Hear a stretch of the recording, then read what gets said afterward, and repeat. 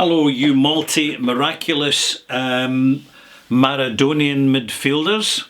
Bit of a football malt moment mention there. And thank you to football fan Nicholas Allende for the malt mention. Malt mates, whisky fans, wherever you are, whatever you're doing, make this a malt moment. Draw your chairs up, take a seat, pour a wee dram, and let's share a malt moment, because this is what this channel's all about. I'm Ralphie, and this is Ralphie Review 978, and this is the whisky I am reviewing for you today. It's called Speyburn, single malt Scotch whisky from Speyside in Scotland, so it's from the Speyside region, which is usually unpeated, excuse me, I've got a wee floater in my glass of whisky. Can you see it? I'm not sure where that came from. It must have came off the cork. Right, okay. Ooh. I've got rid of it now. So where were we? Yeah, Ralphie Review 978. This is Speyburn. It's a 15-year-old, bottled at 46%. And if you are fortunate enough and well provisioned by having a magnifying glass or a steampunker or both in your whisky room, it does say in very small letterings on the box and on the label, this dram is neither chill filtered nor coloured. It's bottled at 46%. So we're dealing with an integrity presentation whisky. Good. So I've just poured a wee dram. I don't need much because, you know, hey, on this channel it's not about quantity, it's about quality. And I'm not going to bore you to tears with yet another cocktail review site, because there's plenty of them out here on this channel, which is why you get smaller viewing figures. But nevertheless, on this channel, it's actually about the real quality of the smell and the taste of properly made spirits. And in this instance, it's a Scotch whisky made exclusively from malted barley, which has been produced in copper pot stills and matured for a minimum of 3 years in oak casks not exceeding 700 litre capacity. So, where will we start with this one? Well, I'm going to start by just leaving it in the glass for a minute or two. This is an eccentric whisky. In fact, I'll go further. It's an oddity. And I want to explain why it's an oddity. Because this is something you don't really come across very often. And the fact is, this is a cryptic single malt whisky. The range of Speyburn is, I have to say, fairly conservative. It's restricted. A lot of what Speyburn produce gets sent to the blending suites of proprietary blended whisky producers, which is absolutely fine, because do you know what? It's ideally suited to that. It is. It's a light character. As far as I'm aware, they use clear wort. They refine the wort before they ferment it to get lighter, fruitier flavours. But unfortunately, in the process, you do lose a certain amount of character.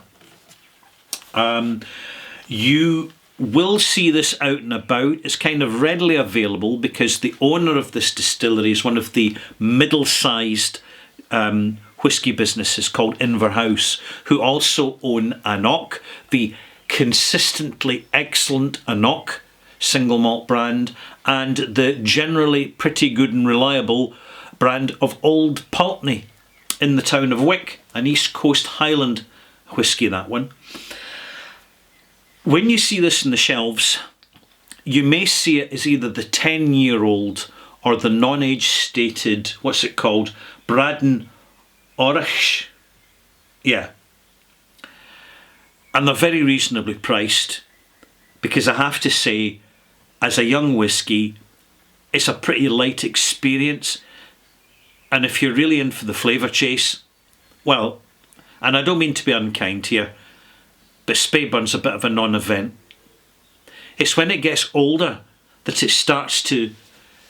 It has a skill of taking on a good cask and letting the cask shine. Now, I'm saying this for a reason, because I'm going to come back to this shortly. There's also apart from the 15-year-old, there's an 18-year-old. And what's interesting about these is they actually look good value because of the pricing in the UK anyway. You'll find the non-age statement bottling in supermarkets for £26, which is very good price, but you're getting a very basic single malt. I'm just telling you right now, it's basic. In fact, it's a single malt you use for nice fruity cocktails. Are you with me? I'm not saying it's particularly rough. It is consistently well made, but the signature of Speyburn is restrained, to put it mildly. I have reviewed Speyburn before, many years ago. Let's trolling back through the Ralphie.com Bothy archives to Ralphie Review 410. Yeah, that's 9 years ago. 9 years ago, in which it was November 2013, so 9.5 years ago, and I gave it a rather generous 86 out of 100, but I was really giving that mark for the fact that it was cleanly, decently made, jobbing single malt, completely unpretentious, no airs and graces, no big heavy hitting marketing bullshit. And alright, flannel, let's try and keep it polite, but honestly, the way marketing is going these days can I just say for the record, by the way, that I've had a look at this year's 2023 Diageo special releases. I will not be buying any of them. I will not be reviewing any of them. I am not interested. They are not worth the money. Moving back to the subject here. Speyburn. On the nose. Interesting. It's spicy and aromatic. In fact, there's something about the wood here. The wood in particular is remarkably resinous. That's a good word. So resinous and aromatic. First taste. What's there? It's very well delivered. And in first contact, you are most certainly getting some heavy, charred, deep toasted, caramelised oak wood. That's what it is. And the result is, because of, and I have to say, the efficiency of the cask preparation, you're getting a flavour of oak that we don't normally come across. In fact, you could confuse it for other woods. You could confuse it for birch, for example, deep toasted birch, which has got a lot of sugar in it, which caramelises. And I know this because I've experimented myself here in the Bothy. And also, what's that other wood? It's a conifer too. It's a conifer. It's not birch. I've mentioned the birch. I'm having a senior moment here, malt mates, but I am not giving in. I have started, so I will finish. It's Norwegian spruce. I got there. Never give up, malt mates. As time drags on and time pulls us into the dribbling season, never give up. Take your little supplements to help the antioxidants, work. Keep your diet clean. Take regular exercise and don't eat processed foods. And do you know what? You give yourself a huge head start. And I'm going to conclude by saying, don't drink a load of sugary or eat too many sugary stuff. Eat like an Italian eats, or someone in Japan. And if you can combine these ways of eating with, I've gone and distracted myself again, but I'm coming to conclusion now. It's not any huge big thing to get our health back in track. It's just the little steps happening all the time. Right. Cheers. Do you know that this distillery is about 125 years old, and it has the remarkable accolade, and this is a bit of fun, a fun factoid, that it's one of Scotland's very few distilleries that has been used as a regular, that has been used as a military base for guns, for artillery and shell storage. And this happened in 1939. I mean, where else would you store your weapons and your bombs and your guns but a distillery? You know, what could possibly go wrong?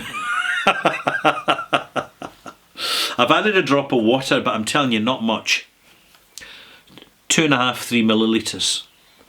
You want to keep the power of the casks in play here for the duration of your experience. Because this whisky, I'm telling you right now, it's all about the preparation of the casks. It's a combination of bourbon casks, ex-bourbon casks and ex-sherry casks. And they're using Spanish oak. Now this is significant because they're using a more flavoursome oak than you generally get from American white oak. It's more aromatic, it's more complex. European oak tends to be like that. But it's the preparation of the casks that really take what is in fact a relatively pedestrian single malt and turn it into something really very interesting, to the extent that you're wondering if it's actually only oak wood that they've used. It's so aromatic, but beautifully so. Fresh, clean, clearly well-made spirit. But Inverhouse do that. All the distilleries make good, properly made spirit. They don't rush it. Decent toffeed, absolutely. Loads of toffee, natural toffee going on in here. Ginger, cola, apricot. Yep.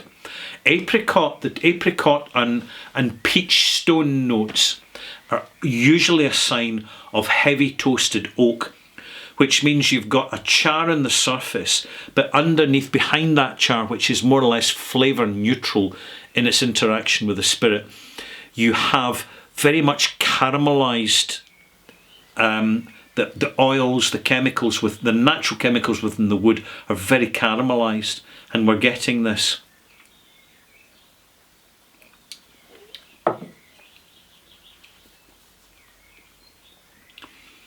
It's a bit of a one-trick pony. To be honest, the spirit itself isn't getting much of a look in. It's all about the cask preparation here. And you get that lovely bitterness coming from the cask preparation. It's a wee flying, buzzy, quiet thing that's getting in. It's distracting me. You see, you probably don't see it, but I see it, and then I think, you see it. And that bothers me. It's gone.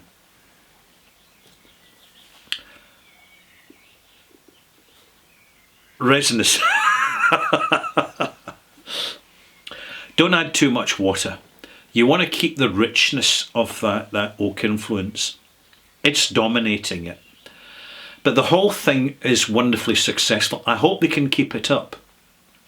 I can hope for the next batch and the batch after that, they can put this version of Speyburn on the map by virtue of this style of cask flavouring through the toasting regime. It works wonderfully well. It makes it stand out. It also happens to be a really good value single malt for the price, and its integrity delivered. And there's no marketing out there. It's one of these single malts that's not just by, I'm reviewing it for you now, but other onliners have discovered it and they've been reviewing it as well. So you'll find quite a number of reviews now of Speyburn 15, and they deserve it. I would also, if you're going for another one, go for the 18. Don't bother with the younger versions, particularly the non-age statement. What's they call it again? I forget because they're all these weird, wonderful names. Braden Orich. Don't bother with it. You'll just be... It's a decent whiskey going absolutely nowhere with not a lot to give. It's light. It's light. Essentially, it's blend filler. And I'm not trying to slag off the distillery here. I'm just saying it as it is. But the thing about Speyburn style is it's a very good vehicle for oak cask maturation. So it'll be really interesting to see. And I think this is, if I was making decisions at the distillery, I'd be putting out single cask and small batch versions of Marsala, Madeira, White Port, for example, and other fortified wine varieties. Amontillado, the nuttiness of the Amontillado sherry would work really well with this, so long as the casks were really prepared well. But the challenge for the industry now is even getting hold of the casks in the first place. So many casks that used to be widely available are now unavailable. This is one of the challenges for Scotch whisky, which is why we buy now. If we're buying one bottle, we like it, maybe get a second one just for the stash. Cheers. It's about time I gave this a malt mark. Wonderful arrival. Resinous, aromatic, toffeed. Caramelised red fruit notes in there, but cranberry, cherry, apricot. And then it kind of sustains that same theme. There's very little development because the signature of the spirit's really not got much to say here. It's not getting a look in. So that arrival tends to go receding gently through the development until you reach the finish. Clean, crisp, slightly scorched oak, some little bit of gingeriness, bit of barley sugar, and that's it. A simple, eccentric, delightful whisky, and I'm happy to give this 81 out of 100. And you're saying, Ralphie, what a miserable malt mark. No, this is a good malt mark. A miserable malt mark is 65 out of 100. That's a miserable malt mark. And there may be a few of those later this year. It's malt mark, ching, is it? Yeah, it is. If you pop back again for Ralphie Review 978 extras, I'm going to talk about toasting of wood. That's what I'm going to talk about. And how it really transforms the flavours available in the whisky. There you go. I don't need to add any more than that. Bye-bye.